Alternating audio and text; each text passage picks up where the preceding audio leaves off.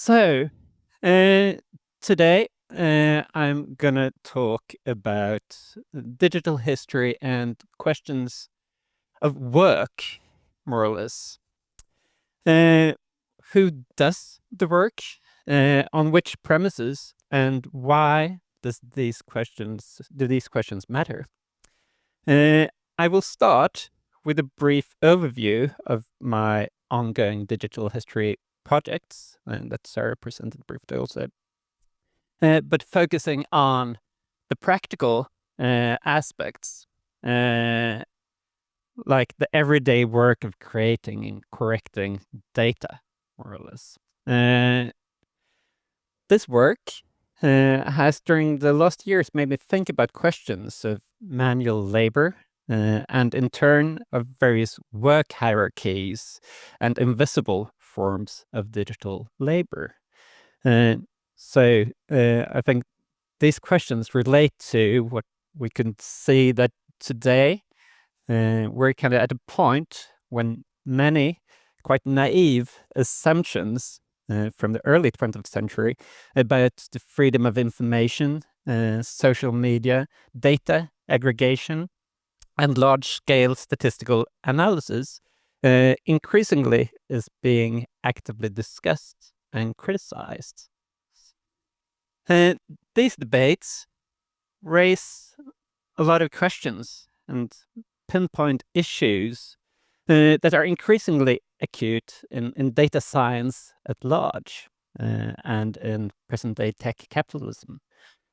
And even though I would say that we digital historians usually work on a smaller scale than many of these tech giants, obviously, and also in a non-commercial setting, which perhaps alleviates many of the problems seen in these larger scale projects.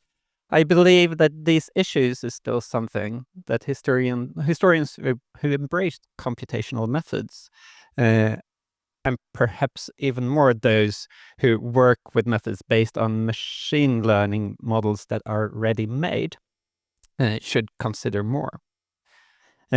Moreover, and especially thinking about how we've been able to kind of integrate historical perspectives and digital methods more and more in recent years, I think that we have a potential to contribute to these discussions through critical historical analyses. So that's kind of why I want to focus on these questions. But first, let's start in the more mundane. So, like Sarah said, at this point, I'm leading two ongoing digital history projects with somewhat different focuses and different aims, but also with a lot of common points. So at Uppsala University, we're doing the project mapping the geographies of early modern mining knowledge. In this project, I, together with the economic historians Måns Jansson and Olof Korsvall at the Swedish National Archives, we're digitizing foreign travel journals of the Swedish Bureau of Mines, mainly from the 17th and the 18th century. So it's these handwritten folios of voyages, mainly throughout Europe, but also in Northern Africa and North America to a lesser degree. We have been processing these digitized images, segmenting them and transcribing them with the help of handwritten text recognition solutions, and then annotated place names to make geographical representations of what they write. And we've been doing analysis to understand the evolving travel patterns over time of these traveling early modern state officials, but also how ways of describing mining, work, technology, etc., changed during these 200 years. So that's half of my weeks, more or less. The other half, I'm at the Royal Swedish Academy of Sciences in Stockholm, and leading the project that has just started, more or less, but we've been doing a pilot the last years. The project, we haven't really come up with the English. I realized that I wrote a different title than I gave to Sparrow, but on the record, digitizing the minutes of the Royal Academy of Sciences, 1739 to 1973. And in this project, we are working to digitize the meeting minutes of the Academy during these years and transcribing them, again, using OCR, HTR technology, depending on if they are typewritten or handwritten. And then annotating all the persons that are mentioned and linking them to Alvin and Wikidata IDs, depending on where they exist. And this is not only fellows or of the academy or like elite members, it's everyone. So it makes it possible to follow widows, bookmakers, instrument makers, and so on, kind of search them and see everywhere that they're mentioned and the context in which they're mentioned. So these two projects, they are, I would say, both medium-sized projects consisting of smaller groups of researchers, assistants, and interns. So at the Academy, we are hiring 2 assistants starting next year. We've also had many students and as interns who've been working with us. And we have some archivists there who are also helping out when they have extra time. But so it's kind of medium-sized projects, not large projects. And both projects, to different degrees, kind of try to combine more traditional historical research, combined with digital methods and analysis. And I would say both projects use quite extensively what one could talk about as AI and machine learning techniques for transcription and segmentation, mostly. They have, if we really go into the nitty-gritty, quite overlapping processes that we can see in both, which I would guess can be seen in a lot of digital or digitization projects, at least, which is about turning historical sources into digital images. So it's about very much about media transformations, obviously. Then segmenting regions on the pages and trying to find efficient solutions for doing that. Also lines in images and to produce page XML files. And then turning the lines into well-structured text that should be accurate. And then we also annotate named entities, places, persons in the text. And finally, this is presented through a custom web publication platform that I'm developing to kind of make it easier for people, because I think most of the users of these are not really digital historians, but rather people who work in a more traditional, obviously work digital also, but in a more traditional way. So that's kind of the background, my everyday work, and I think that's not really what I'm going to be talking about today, but that's, I think, the background for why I'm talking about what I'm talking about today. Because during the years that I've explored, now I think I started doing more digital stuff in 2016 or 17, possibly. And during those years now, I've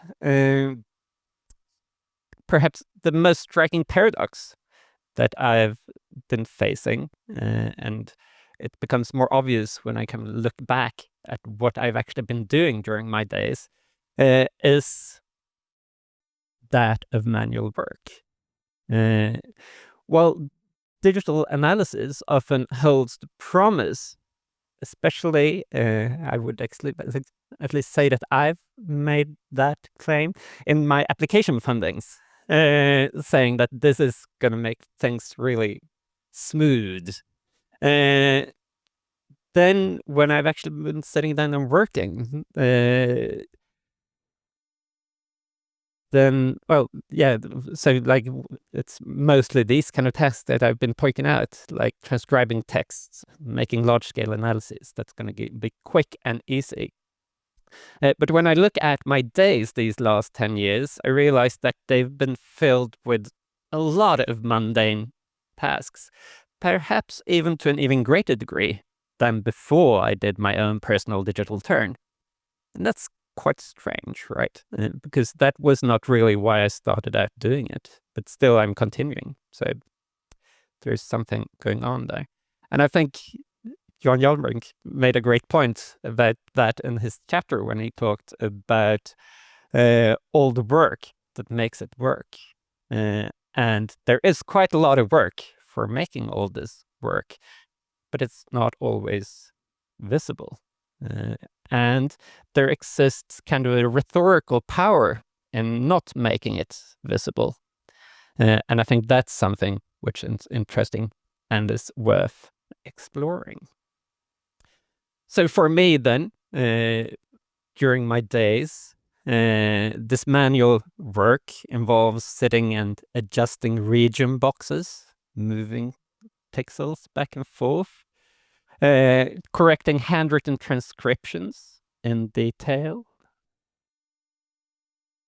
I tag people and places, georeferencing places, linking these entities to the correct Wikidata IDs. And of course, like the promise of effectivity, I would say is still valid. Like many of these methods are extremely effective. And a lot of my days also revolve around coming up with new ways to code to make things smoother, more effective, going faster. And they do. It's just that the scale of analysis seems to grow faster than these effectivity gains, I would say.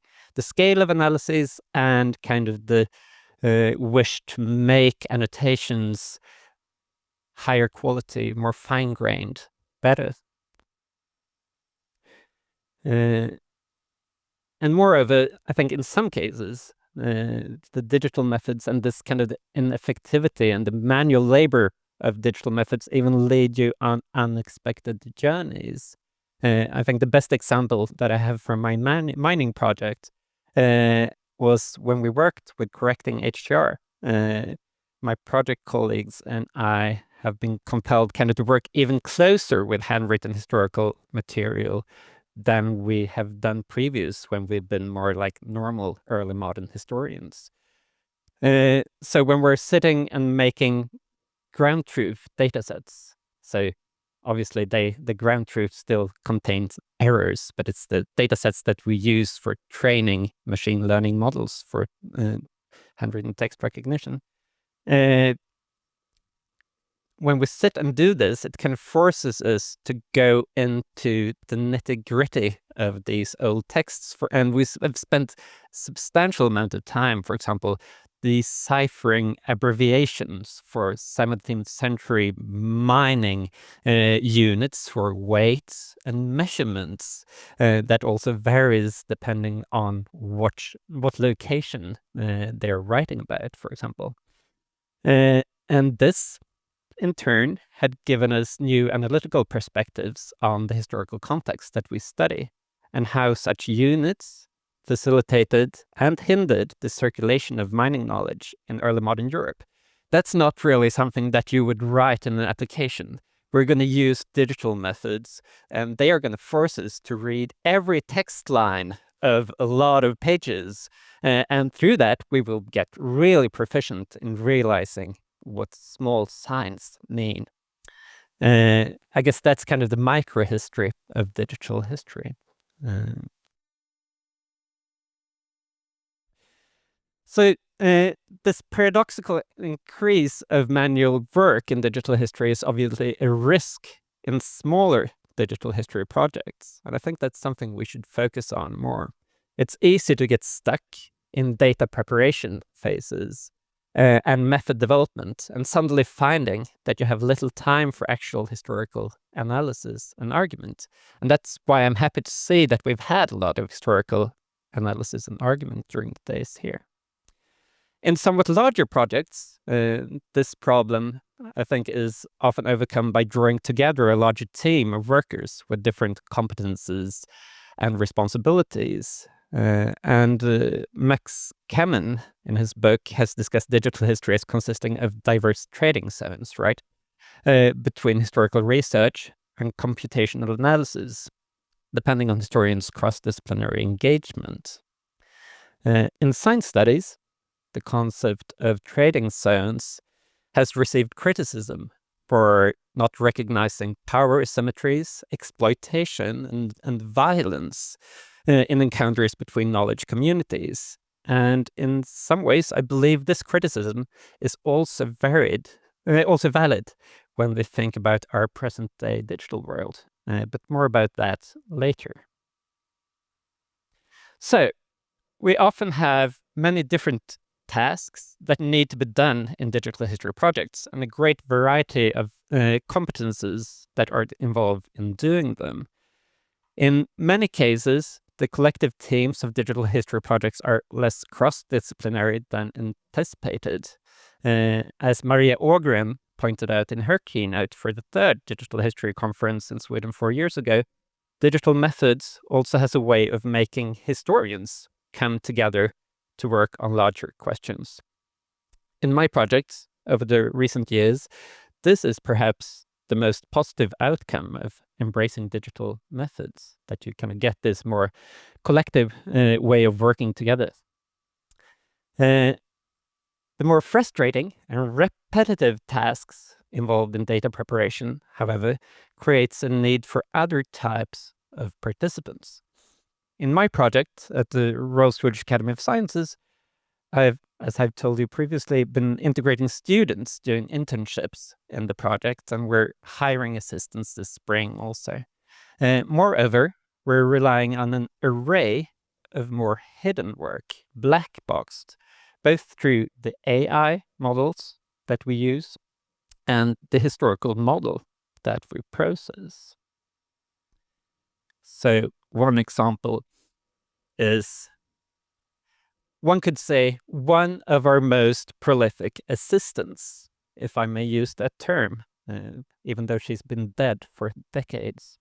That was Birgitta Åsén. She was born in 1906, the daughter of Carl Wilhelm Åsén, who was a mathematician and member of the Academy. In the Academy's records, or in our archives, when we were exploring who she was, she's described as having what was referred to at the time as a nervous disorder. And in the mid-1900s, she was, for this reason, employed in the library of the Academy. And there, she spent years upon years transcribing the Academy's minutes from 1741 to 1848 using a typewriter.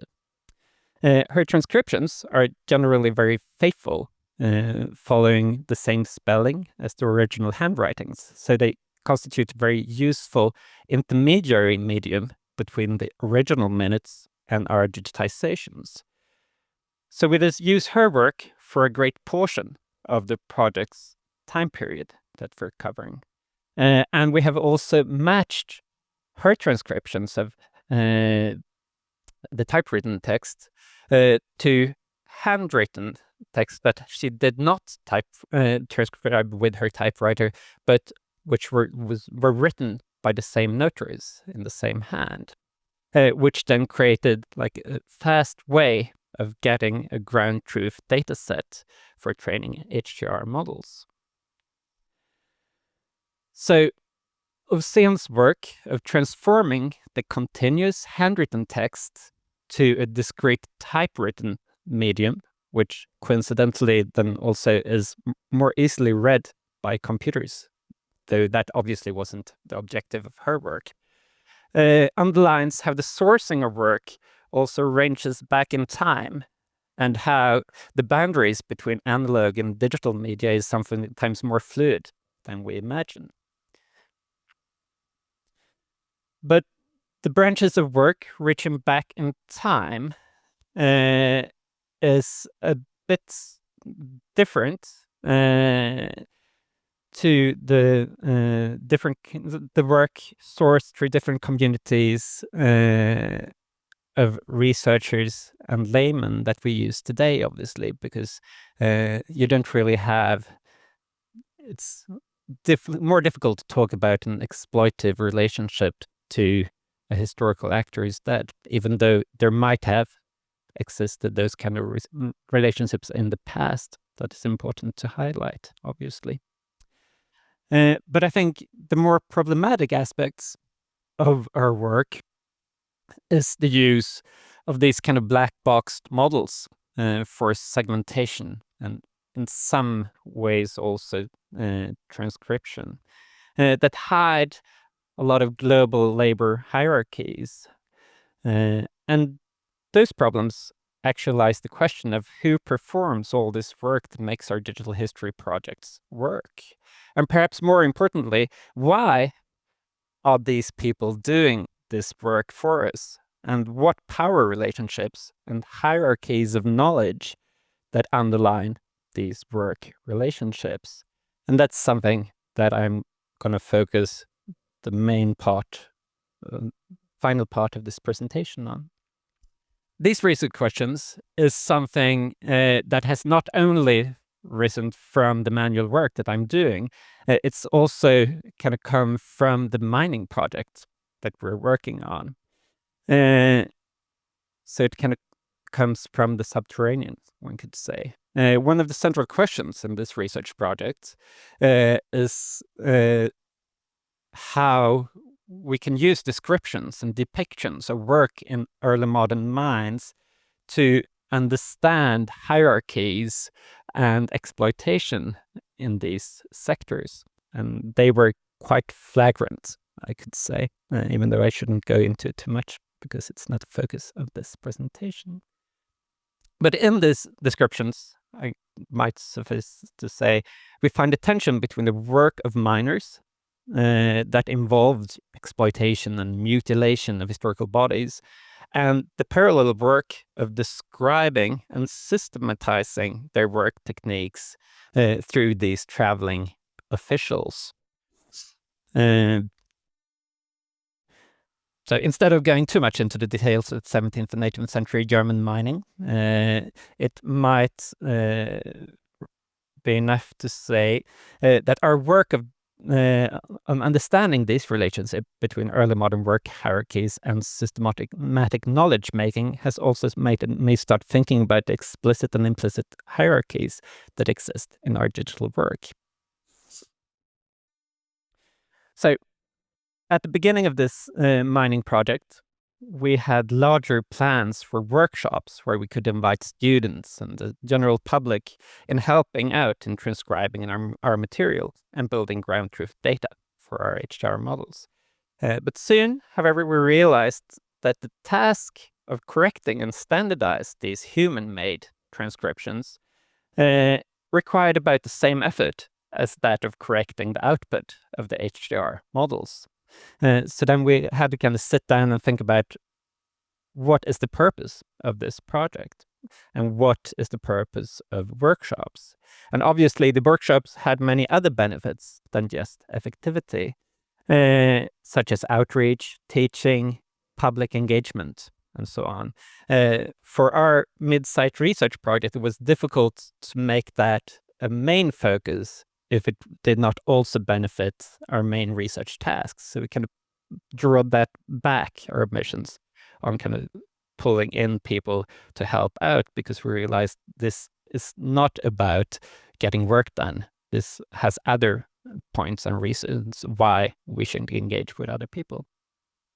So our initial impression was thus that our use of machine learning-based HDR shifted what assistance we needed. It was more important to engage a small number of knowledgeable volunteers who could be integrated into the project over the long term, who were already skilled readers, ideally, of historical handwriting, or who had time to learn and adapt to the way we transcribed and annotated data in the project.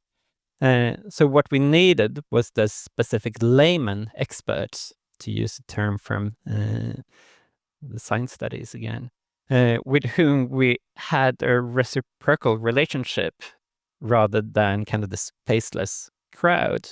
And that's also why I'm working with interns who spend a whole term with us at the academy, because that's more that kind of relationship that we get.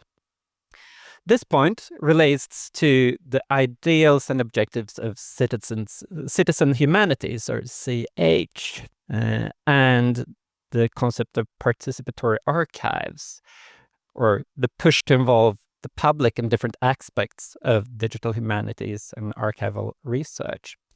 The last years, the Swedish National Archives and Gothenburg University have had a collaborative project exploring the role of public engagement in HTR-aided transcription of historical text. The article quoted here is one of their outputs, in which they underlined the need for collaborations that are meaningful for all participants in CH projects. So in their interviews, the respondents describe have learning to read handwriting through interaction with AI predictions is one such way of creating a meaningful relationship. Being able to engage with historical material that is relevant for example, for a genealogist can be another one.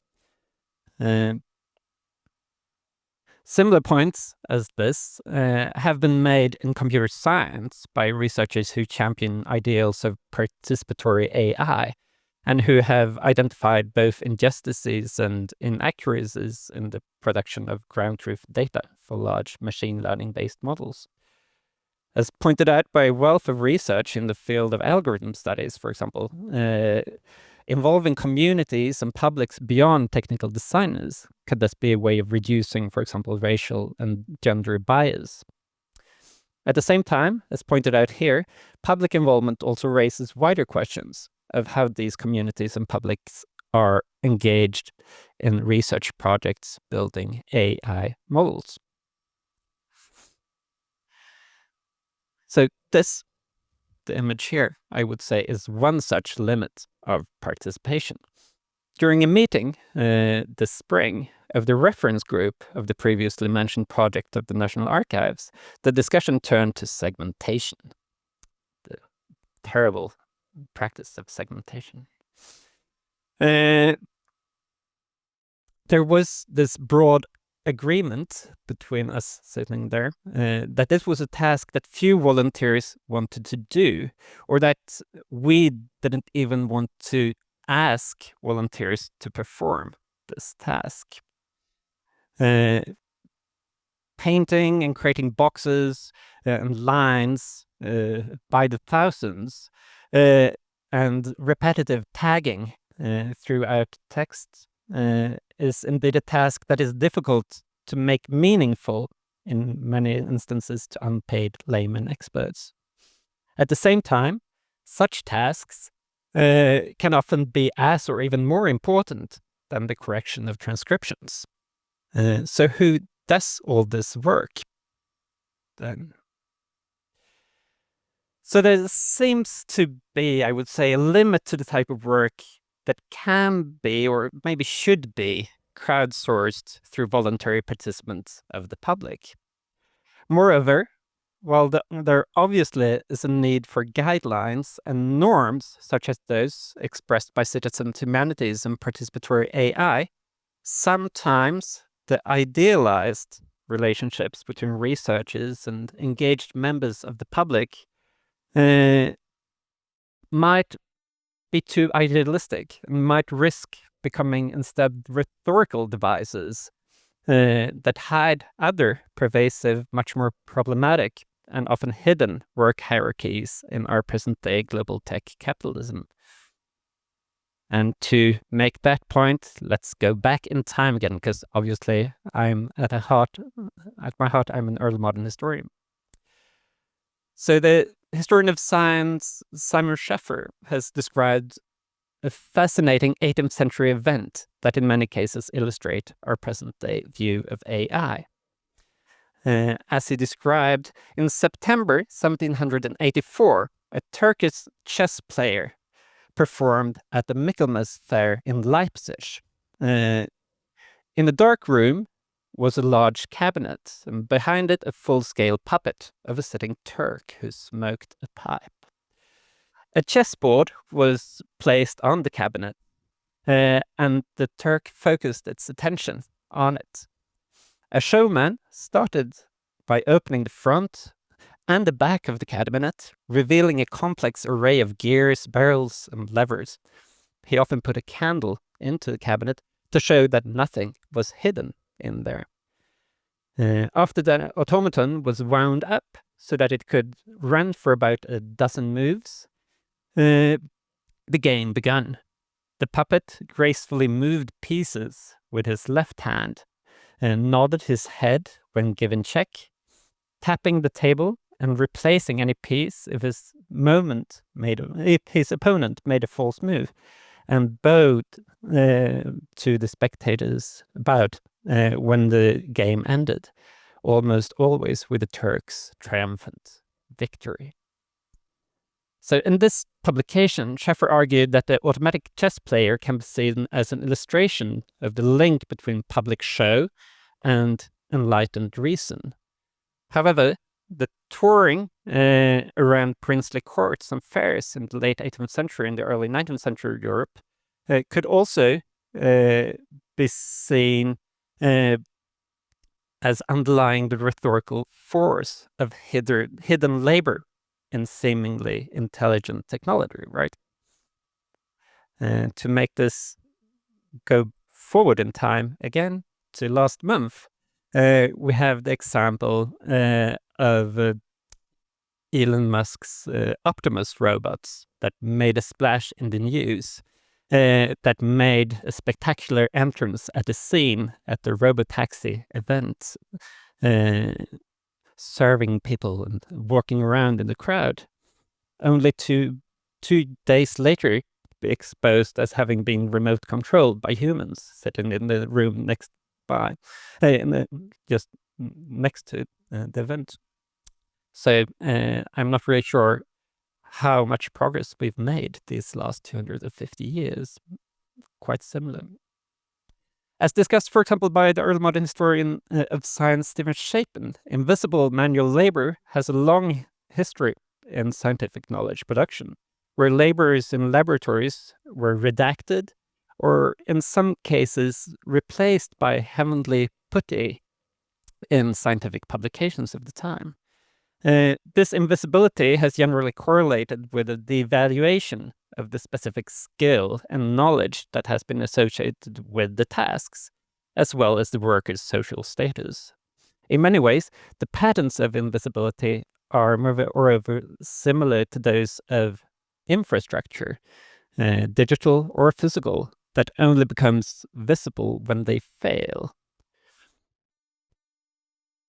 Still, if we were move forward in time again, global tech capitalism, and perhaps especially modern internet platforms for crowdsourcing low-wage labor in both the global north and south, together with AI technology, have introduced a lot of novel ways of exploiting people in data-intensive enterprises that builds on these long historical traditions, but kind of give a digital global twist to it. In relation to the human laborers, so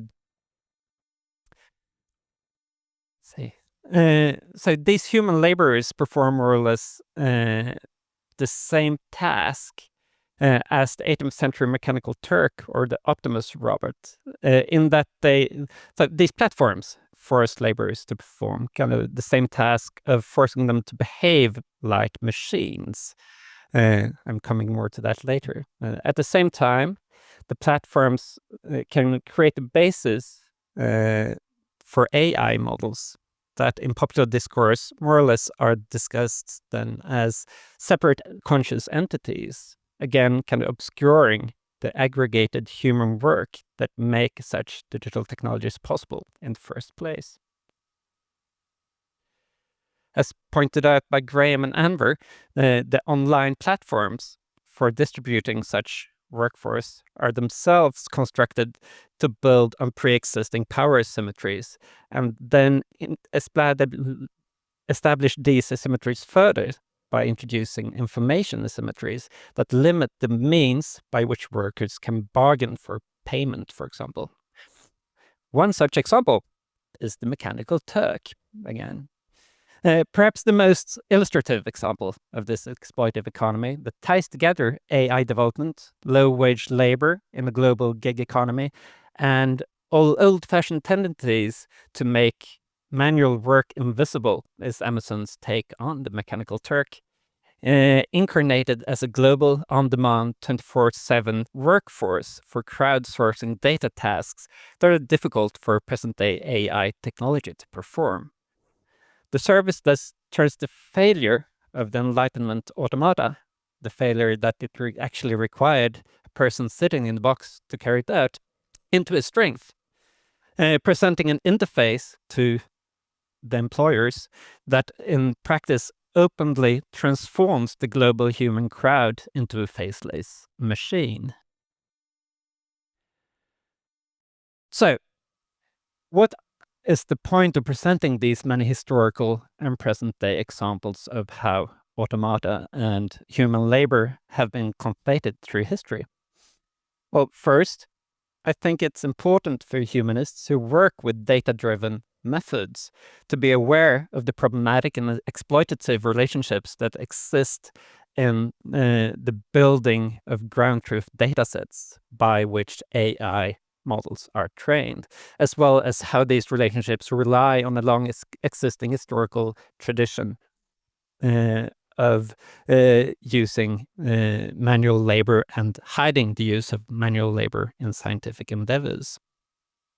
Secondly, and I think that's probably more true in Anglo-Saxon context than in Sweden at this point, but some of these services of relying on distributed global workforces have made their way into scientific work, creating controversies surrounding who should be accredited, for example, for analytical work of doctoral theses in sciences that can easily be outsourced to PhDs sitting in unemployed PhDs in the global south.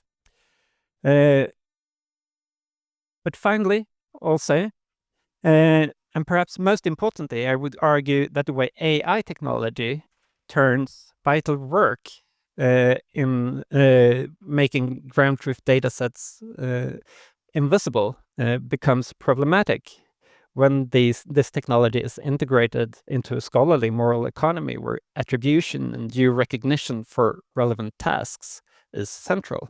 So we have a lot of people who carry out a lot of work that we base our analysis on, that we hide behind kind of the idea of a self-thinking artificial intelligence. So as a start, I think we should at least maybe start thinking and talking about AI models less as the imagined mechanical Turk and more as its reality, that it is an interface that aggregates and mediates the actions of a human crowd in novel ways. And I think one way of thinking about this might be to stop talking less about AI or something like that, and be more specific of what algorithms and data sets we actually use. So here it would be possible to end this talk. I have some minutes left, and I think there is room for one last twist. My point up until now has been that digital history often introduces manual work at a faster pace than it manages to make traditional historical research methods more efficient, right? This leads to a push towards more collective research projects that often involve more heterogeneous groups of workers, including not only researchers, but also, for example, computer scientists, assistants, and volunteers. Moreover, the way we think about machine learning algorithms and AIs, that is, as entities with agency, which is a way of talking that generally is encouraged by how these tools both is marketed and discussed in popular discourse, we tend to hide the large group of laborers with various sets of skills to enable, for example, the results of large language models or object detection algorithms. This invisibility is increased by the way present-day tech capitalism is structured, and especially through global digital labor platforms. Throughout this argument, however, I have kept thinking about historians as we're the buyers of labor, right? But what if we turn this perspective upside down? Because obviously, what I started out saying, this what I'm doing throughout the day is more or less manual labor. So I'm more like this crowd than I initially believe, possibly. So when we publish, we generally envision our reader to be a person, right? Even though we might be reminded that this is not always the case. For example, when editors encourage us to optimize titles of our articles and books for the sake of search engine optimization. Still, it's becoming more and more obvious that our publications, including digital archives and databases, which are now predominantly published open access on digital platforms, live in a world where our texts, more often than not, are read by machines rather than other scholars or interested citizens. Since the breakthrough of ChatGPT, there has been much discussion about how higher education should relate to this new technology. Often, the reactions have not been much different from how the visitors to the Leipzig Michaelmas Fair of 1787 must have related to the Mechanical Turk, with mixed fascination and fear of how it seems to become increasingly apt at writing academic papers. Of course, it is quite remarkable. I'm also fascinated often from the results. But in this case, I would, however, also want to argue that there is a somewhat ironic component to this reaction, considering that our publications and those of our global academic peers constitute an important component of these models' training data.